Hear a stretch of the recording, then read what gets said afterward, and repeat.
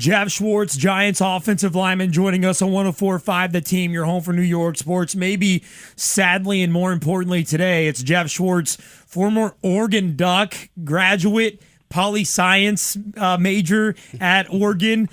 Geoff, are you okay today, man? Yeah, I'm fine.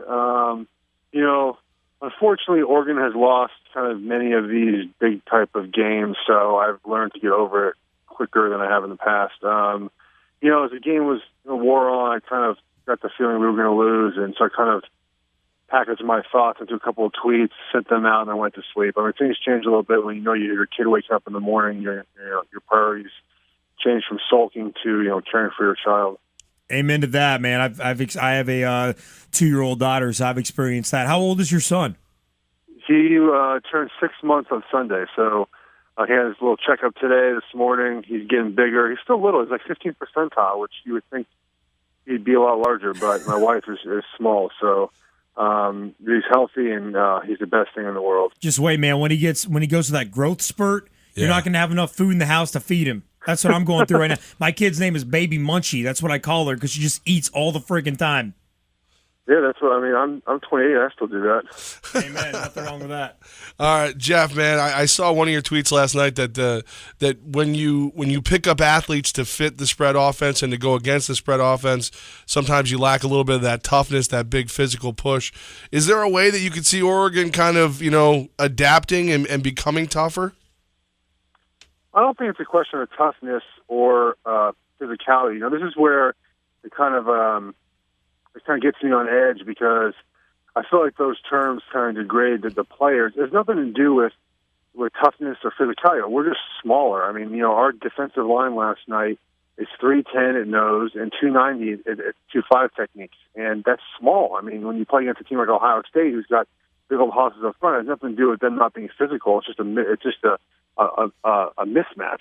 I think that Oregon is so invested in their system now that it's not really going to change. I mean, you would have to almost take a year or two to get new players in there, especially offensive line-wise, kind of bigger guys, that you might have a couple down years, which, I don't know if the fans would appreciate that, but, that might be what it takes to kind of slow down a little bit on offense and kind of grind out like Ohio State did. I mean, Ohio State is a spread offense that, they do some tempo, but they also run counter and wham and power, and they get after guys. And sometimes I wish, we would do that. But, then again, we've won 11 games in the last 5 years in a row. So, I mean, how bad really is it?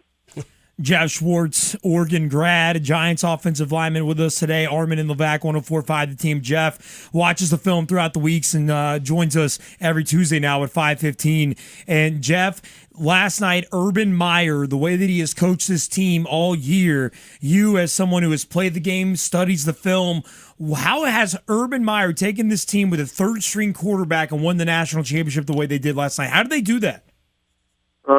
He's just a master motivator. I mean, that's all you can say, really. I don't know the guy. I don't really know many people that have played for him, but just kind of seeing him and the way he interacts with his players and has his team ready to play. They were ready to play last night. And even just his halftime interview, when they did the sideline interview, he just seemed so relaxed, so kind of confident in the moment. He knew what he was going to do. And just from a game plan-wise, offensively, they kind of showed Oregon some looks I don't think Oregon had seen quite yet with that wham play specifically. And defensively, I noticed after the first or second drive, they switched a little bit of the philosophy. They kind of came after Mariota, realized that, they can pressure him and get him out of rhythm. And I was just impressed. I mean, Ohio State, they were physical, and they're faster than I thought they would be. He's recruited well. Was that the biggest shock for you, the actual overall team speed for Ohio State? Oh, for sure. They were running with Oregon. Oregon's fast. I mean, you can say a lot of things about Oregon, but the one thing you can't say is that we're not fast. And Ohio State was just as fast with bigger players. And that running back, I mean, that guy was crushing guys. Probably the marquee play, like you said, it's an undersized nose tackle, but he's a physical guy. He's athletic. He goes toe-to-toe with Cardell Jones, and they both go, like, backwards.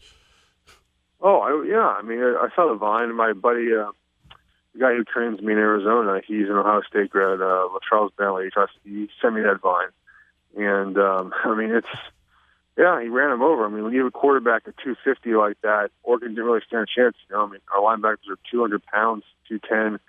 I mean, the only guy who can maybe do that is Cam Chancellor. Stop that guy. Giants offensive lineman Geoff Schwartz with Armen and Levack also played at Oregon. And Jeff, the turnover ratio yesterday, 4-1 in Oregon's favor, makes it even more surprising that they didn't put more points on the board, right? I mean, +3. I think you were teams at +3 in the NFL were undefeated. I mean, it's hard to lose a game when you're that. I mean, it really was. They were +4. I mean, let's be honest, their last throw by Mariota, that didn't impact the game at all. Yeah. I mean, you forced 4 turnovers and you stall Ohio State on 4 drives, and they still scored 42 points. And Oregon basically got 3 points out of those 4 turnovers. I mean, that's just kind of not acceptable. I mean, you have to capitalize on those in a game of that situation. You can't drop the ball, and you have to score off turnovers. When I saw a tweet about Marcus Mariota from you. You said last night that you're never going to see anything like him at Eugene again. As an alumni, how great is it to have a kid who's as skilled and as grounded as Mariota carry your big green and yellow flag for you?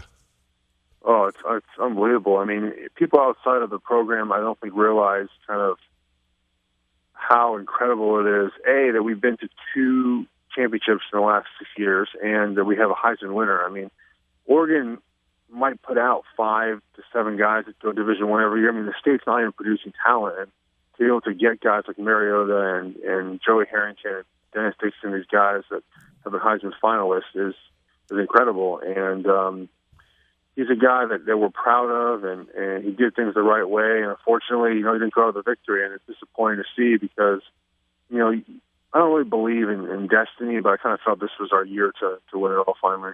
Brock Heward of ESPN, Jeff, told us last week that Marcus Mariota is a 6'5" or 6'4" version of Russell Wilson, and that he would easily take Marcus Mariota before Jameis Winston in the pros. Your thoughts on Marcus Mariota and his pro ability?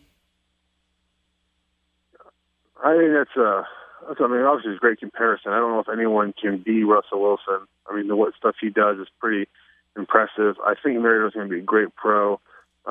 He doesn't do a lot of, let's say, pro-style reads in college, but when he's forced into situations where he has to go to a second or third read or he's in pass situation, he does just fine. And I think you see he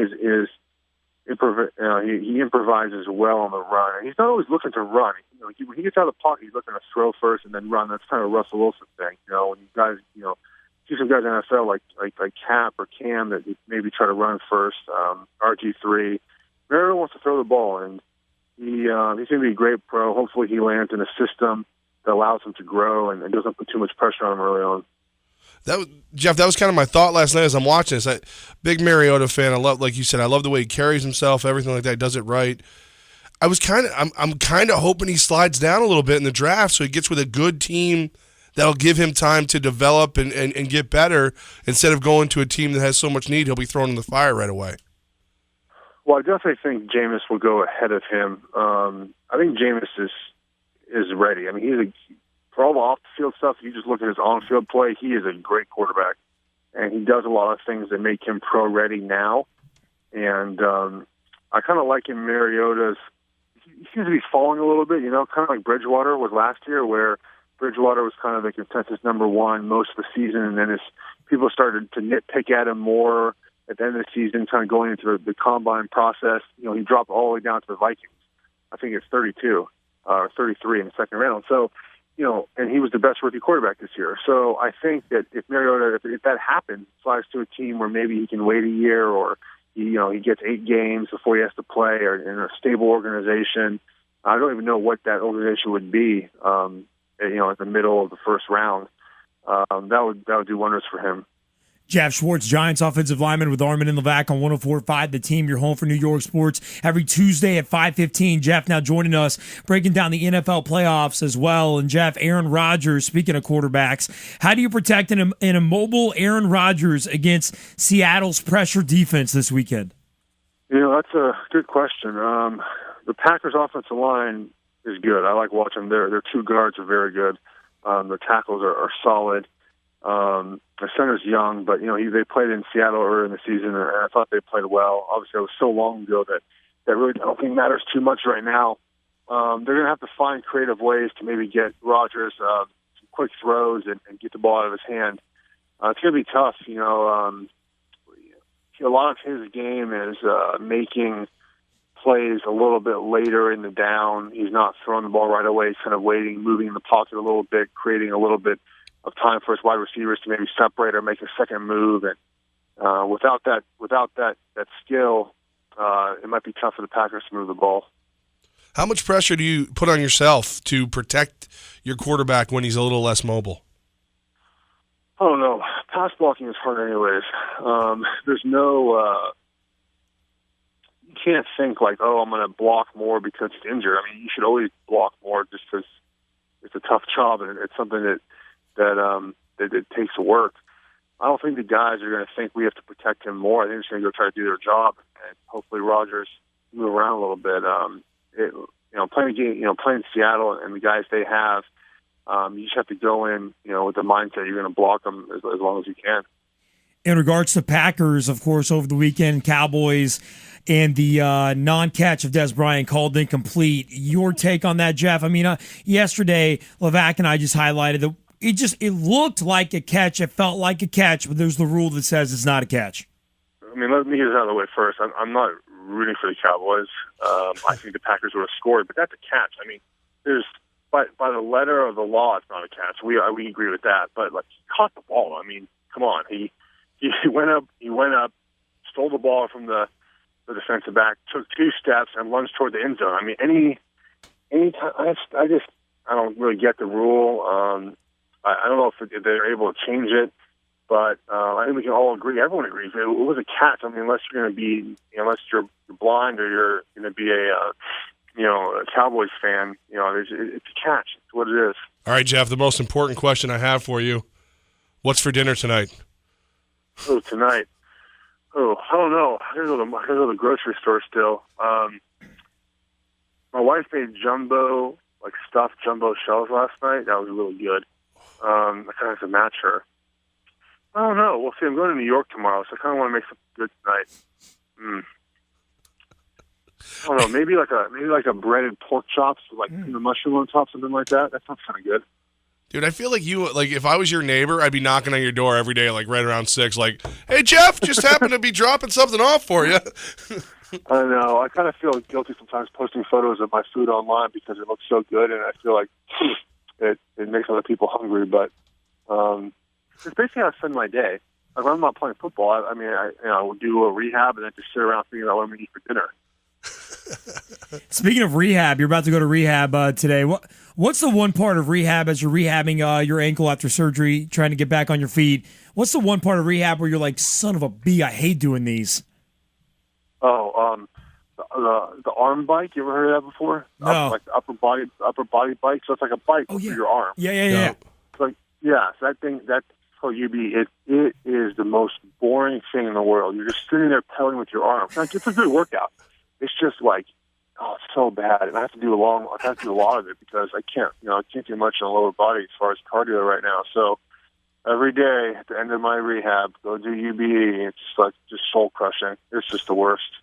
You should do the Geoff Schwartz workout video. Yeah, but I could do that. I just think that people will be bored watching me do 22 minutes of arm bike. But the reward meal afterwards is always going to make it worth it every time. Yeah, you know what? When I start training for real training, and I go on my diet and then I do my cheat meal once a week, I could film that. That's impressive. People would be shocked at how much I eat. You definitely, that'd be a good video. You definitely need to do that. Throw it up on your YouTube, Geoff Schwartz on YouTube, on Twitter at Geoff Schwartz. Jeff, Packers at Seahawks, Colts at Patriots this weekend. Who's going to be in the Super Bowl? Patriots and Seahawks. I don't think anyone beats Seattle at home. I don't think New England is. They're better than Indianapolis, and they got Tom Brady, and they have more weapons. I don't think both games are terribly close. I think both teams win by 10, 13 points. Is Bill Belichick a cheater, by the way, that he didn't call the ineligible wide receiver till the very last minute? No, why is that cheating? I don't get this. Is ridiculous. The referee announced the guy's ineligible. I mean, how hard? That's great. I'm an offensive guy, so I think that's cool. Yeah, you would like it. Yeah, I mean, that's nothing wrong. There's nothing wrong with that. I mean, we did stuff like that in college. I mean, it's the Ravens' job to not really know the rule. That's what Tom Brady said, but then just kind of recognize the situation. If it's such a bad situation, call a timeout or do something else. I mean, you can't. They ran it 3 times. You can't be upset at them for running it every time. Is that the dream of every offensive lineman? You know, to break out in the flat, catch a pass, head for the end zone. You know, I touched the ball twice in my career. Once in college, I had a 3-yard rush. That's on YouTube, by the way. It's USC in college. It's pretty great. You're like the leading rusher for an offensive lineman in the Pac-12, I think, right? Well, for sure, for a Jewish offensive lineman. That's Let's pull up those stats. Yeah, yeah, that's hands down. That's the case. But that game, I was the 3rd leading rusher. That game against USC in 2007. But I got a kick return in 2009. Against Tampa Bay. I was in Carolina. It was terrifying, man. Like, I don't know if I want to run with. I think scoring a touchdown would be cool, but like the running part is kind of terrifying because I'm not very fast, and then the guys, they hit you pretty hard, and like I'm not used to that type of hitting, and I run really high. Like I remember the kick return, I got hit by like 5 guys at once. Oh. It was a little terrifying. Then you got Berman. He's rumbling, fumbling, stumbling. You got to go find him and beat him up. And then what if you like fumble and like. I like watching other guys do that. I'm okay with like blocking and watching like Odell catch a touchdown. That's okay with me. I think we're all okay with watching Odell catch a touchdown. Yeah, we're fine with you blocking as well. Yeah. Geoff Schwartz, Giants offensive lineman, every Tuesday 5:15 with Armen and Levack 104.5 The Team. Jeff, good luck in rehab today. Good luck trying to figure out dinner this evening, and thanks for joining us, man, as always. Yeah, thanks for having me.